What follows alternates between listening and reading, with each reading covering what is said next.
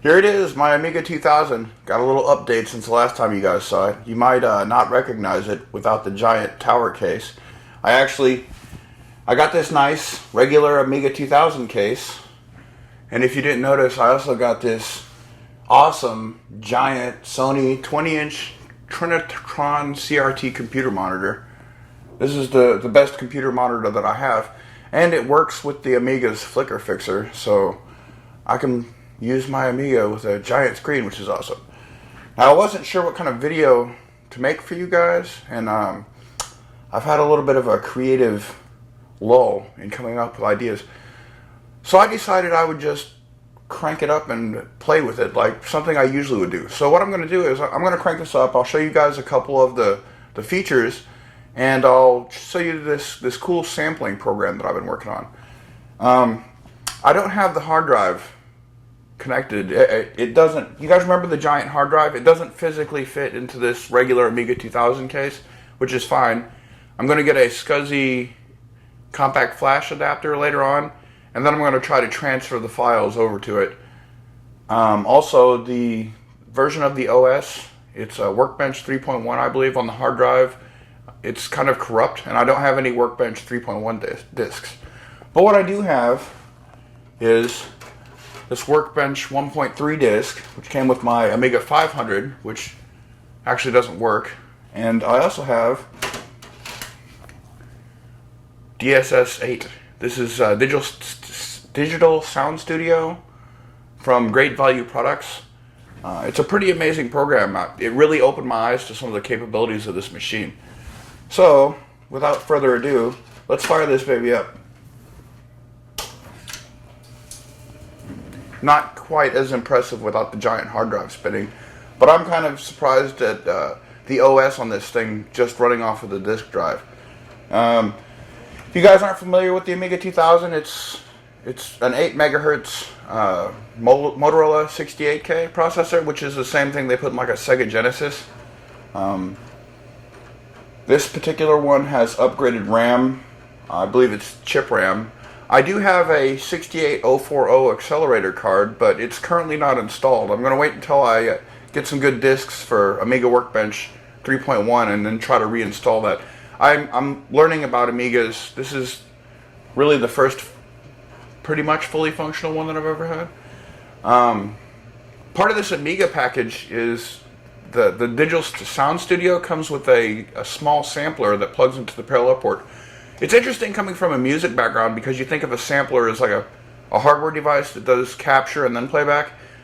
In Amiga, from what I've seen, the samplers are actually more like microphone inputs. The computer does all the storage and the playback, and all you really do with the sampler is have the ability to input audio into the machine. Anyway, here we are. We have, let me scoot this up. There we go. We're going to go over the shoulder today. You see I got my Workbench 1.3 booted up. Let me click on this. This is the Workbench disk, and I can show you the couple things that actually come on the disk, little OS stuff. Now I have this plugged into my Bose Wave radio because my cool looking multimedia speakers aren't working, but the Bose Wave radio has better audio anyway, so we'll just roll with that. And we'll go to the utilities. I found this cool program. It's called Say. I think it's probably anybody who has an Amiga, I'm sure, knows about this program. But I had never messed with it before. So check this out. We're going to type something in, and then it's going to say it.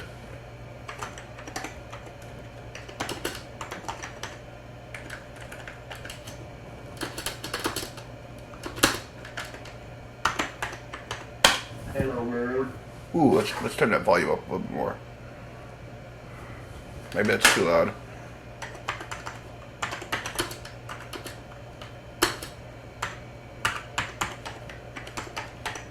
Remember, Ellen?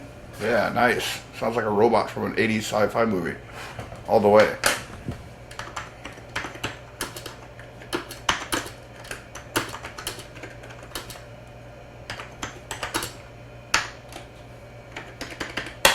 Welcome to the Amiga 2000. Nice. got a Stephen Hopkins thing going on here. So what we'll do is close these windows out. You saw that. And I'm going to crank up my Digital Sound Studio program. Actually, I think I have to close here. Yes. I barely know how to use the operating system, so bear with me if I'm doing silly stuff. Let's see. End CLI, will that do it? This is not even the command line interface, I don't think. End client. Oh, hey, it said it. Okay. Whatever, we'll just move these things out of the way. It's got multitasking, right? Let's see if I kill it trying to run the speech program and the sampling program at the same time. Here it is.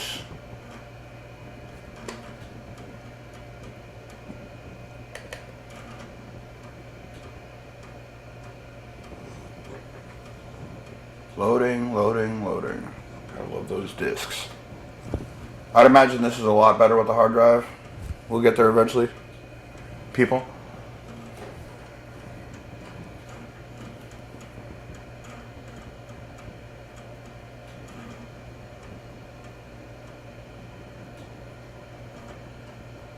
There we go. Got the intro screen.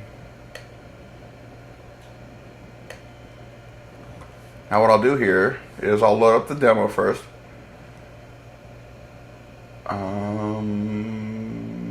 Actually, this is the sample menu. I learned that. So this is the tracker menu.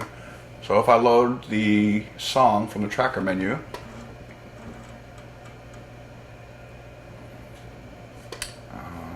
let's go back to the root directory.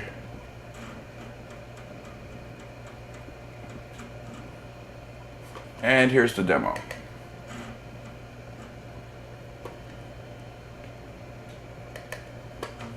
So I'm just gonna run this for a minute because it sounds pretty cool. Hopefully the microphone will pick it up. I think it should. Maybe it'll be annoyingly loud.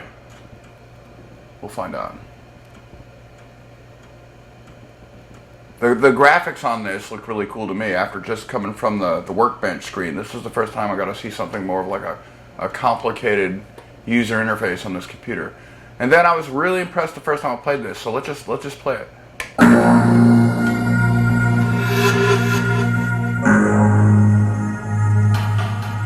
Now what you can't hear probably through the computer is this has a really cool panning stereo effect that's going.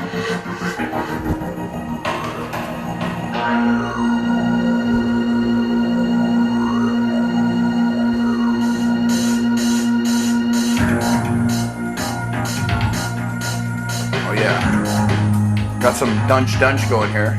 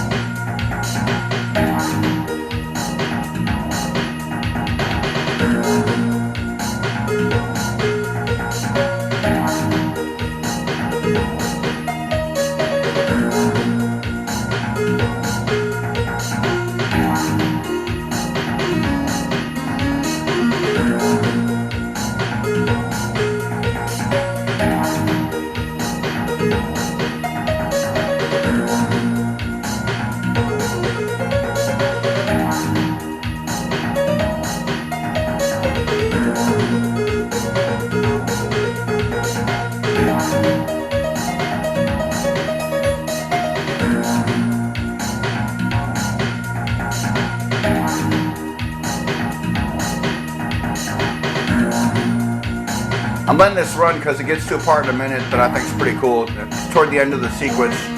Here it comes.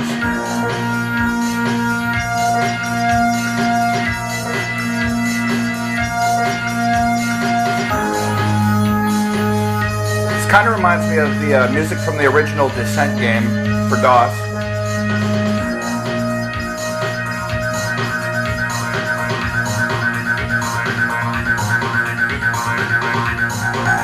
Oh yeah, we got the breakdown. Grab your glow sticks.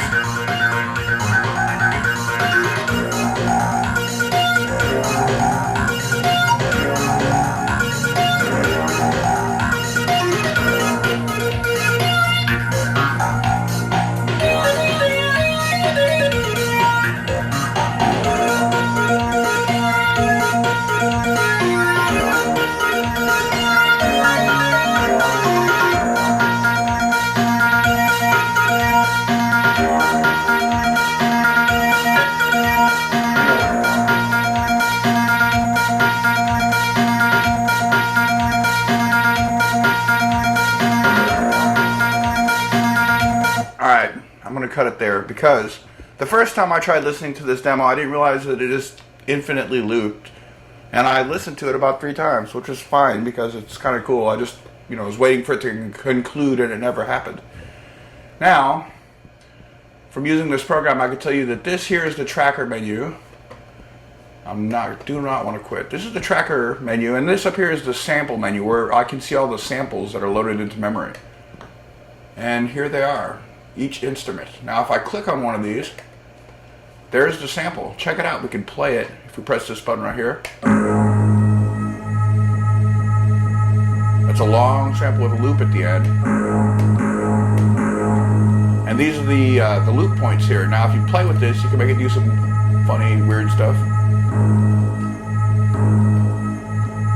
You can also make it glitch, kind of, if you make the sample cut off really short. There we go. Hey, there's Apex Twin, right? Make it bounce that first part here.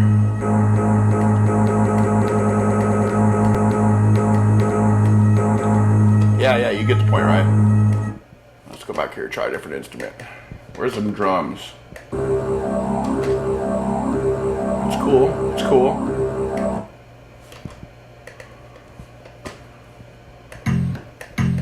Ooh, nice little bass plug going there.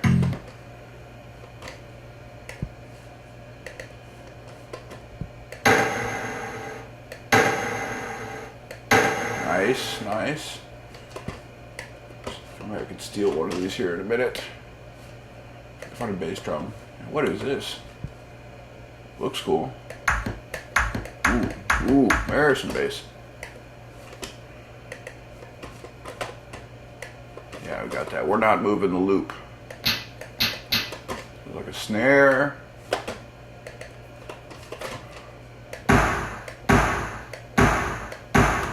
That's cool.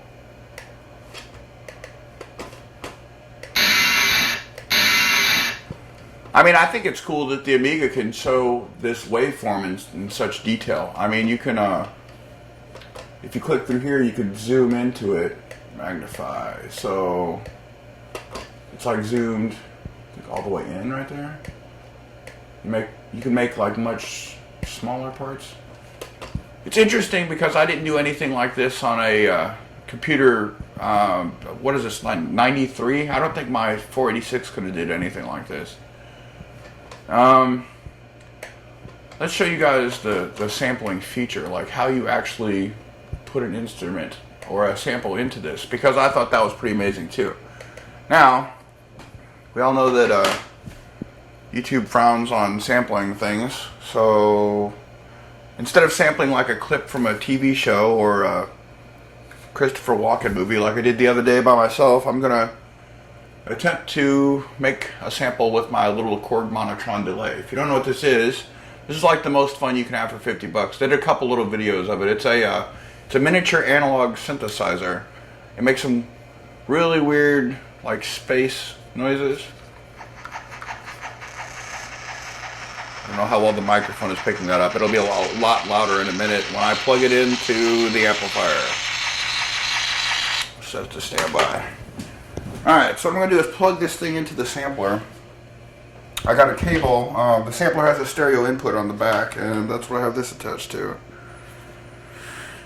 And I'm just going to go to the auxiliary. No, it's the headphones out. The auxiliary is an input. Now, how did I record a sample with this the other day? Maybe that was this. There we go. Here's another cool thing. Check this out. I'm just going to monitor. And you got this waveform display here. Let me turn this thing back on. That to me... Yeah, okay. Here, this is amazing. Let's just mess with this. So right now we have my 8 megahertz, really not very powerful computer that's like monitoring audio, an audio waveform in real time.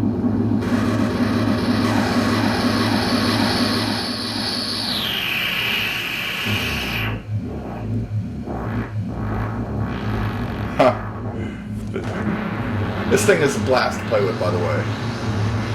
Yeah, this is what I do when I'm sitting here by myself, messing with my stuff. Things like this.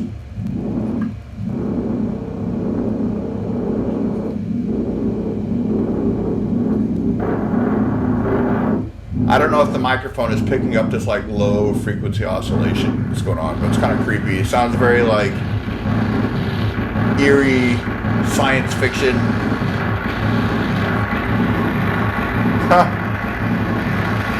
Okay. Now I think I can get a. This is a waveform display. I think I can also bring up a spectrum analyzer display. I'm not sure how to do that. Let's see. Let's exit with the left button. And here we go. I think that's going to be it right there. So we got hertz, high fidelity. I think this is going to be a spectrum display. Let's monitor it again. Ooh. Okay.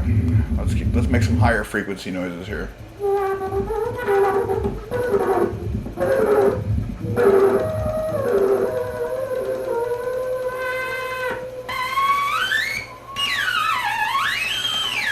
So what you got here is, this is your frequency right here.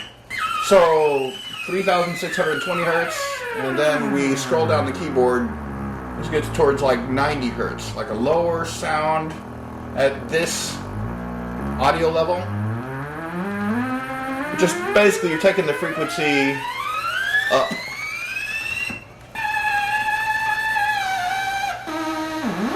Oh man, let me tell you guys, just this right here by itself, I'm not even recording anything. I could probably do this for hours. I feel like I'm in a science fiction movie right now.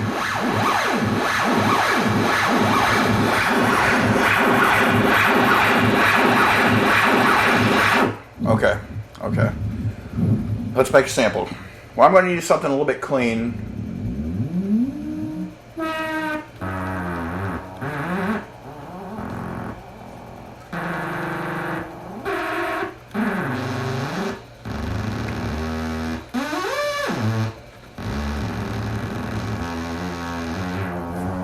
What I'm doing is I'm messing with the knobs here to try to make a patch that I can sample.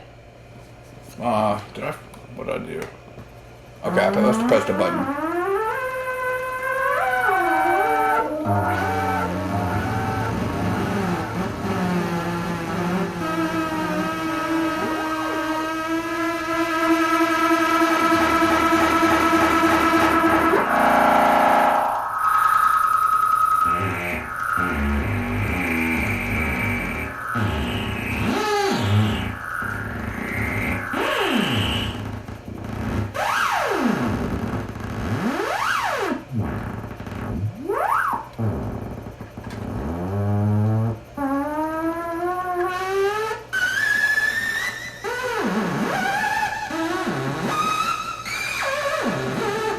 Okay. That's good. I think I'll just sweep something like that. Let's just go to record. See what happens.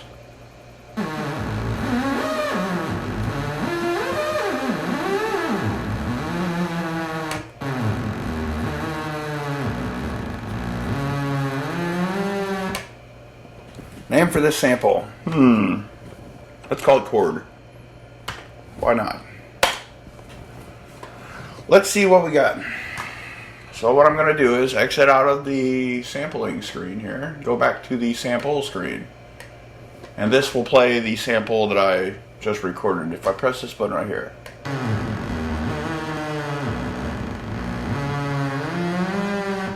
Okay, we'll go with that.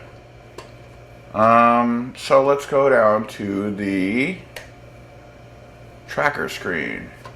Now, this is the demo. I wonder if I could clear this.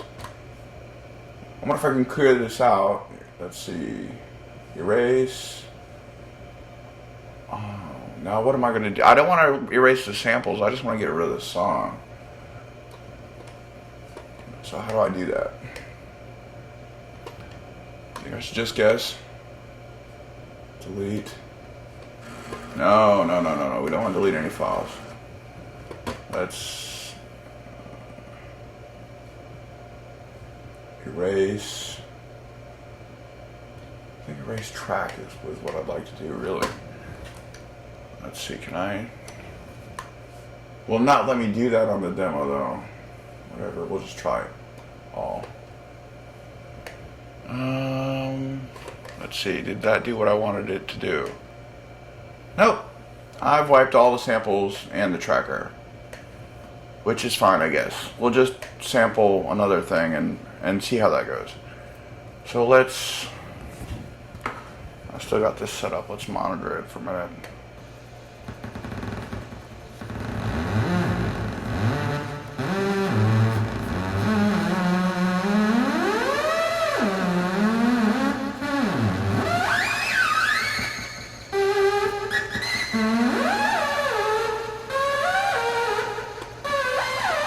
Okay. Record.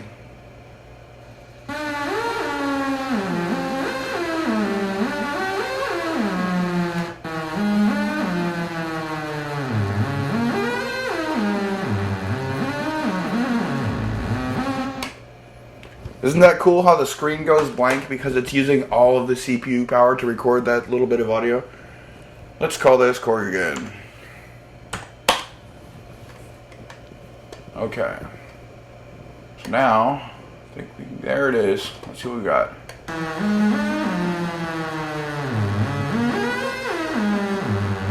Sweet. Back over here to the tracker menu. Now, I think my instrument will be assigned to this first little track here. Maybe it won't. Ah, there it is. Korg. Korg is sample number 1 in memory. So if I press these buttons, will it play it? Okay, so I figured out what the problem was. What I did is I made a sample that was a little bit too long to be sequenced. So what I did is I just took it and I trimmed it. So now you can see it popping up right here. Now if I press these buttons,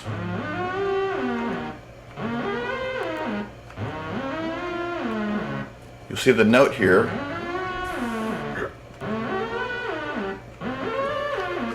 It changes the pitch of the sample depending on which keyboard button that I press.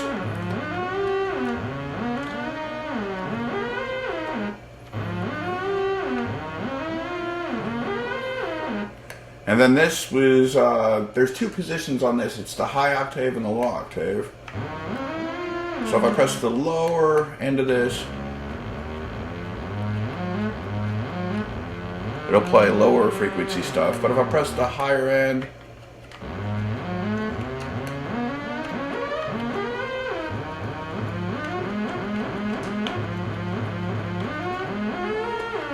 alright, so let's just make something just silly. So I'm gonna press the right button to record, and what I'm gonna do is I'm just gonna make something every like 4 beats. So we got 1, 2, 3, 4, 5, 6, 7, 8. 1, 2, 3, 1, 2, 3, 2. Actually, let's take that up an octave. And then 1, 2, 3, and then and then we'll take it back down to 1, 2, 3. 1, 2, 3. Okay, let's see what this sounds like. It's gonna sound bad, but well, just for an example.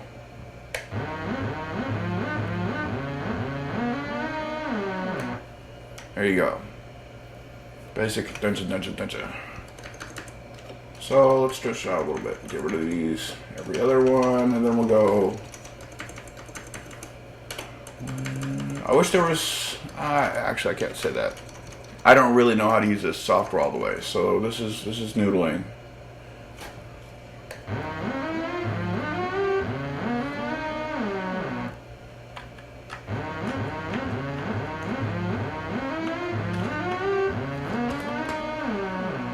Okay, let's just get weird. Let's get the same thing going on multiple channels in a chaotic way.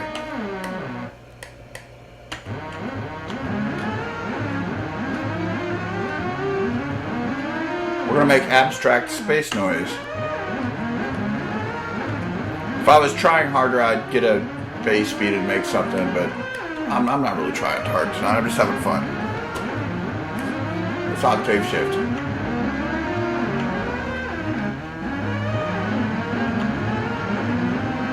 Hey, sounds like a horror movie in here. Why not? Let's just give it a 4th channel.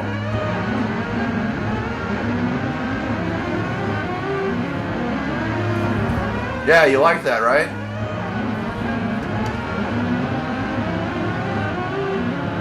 Okay. Yeah, neither do I. I think I'm going to leave it off here. I could make something with a little bit of a dungeon of beat. Maybe I'll save that for the next trip. But what I just wanted to play with it for a little bit and show you guys what I got going on.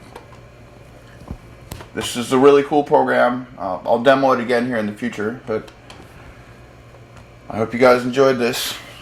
We'll see you next time. That's it for this time, folks. If you want to keep up with our cool retro projects, press that subscribe button.